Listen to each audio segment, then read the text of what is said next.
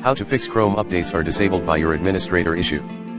Here are some tips that would help you fix Chrome updates are disabled by your administrator issue. 1. Back up your important data, from saved passwords to bookmarks, then reset Google Chrome. 2. Go the following location in registry editor, hkey_local_machine /software/google/update. Or, hkey_current_user /software/google/update. Open the default entry. Under the value data, input 1 in the dialog box.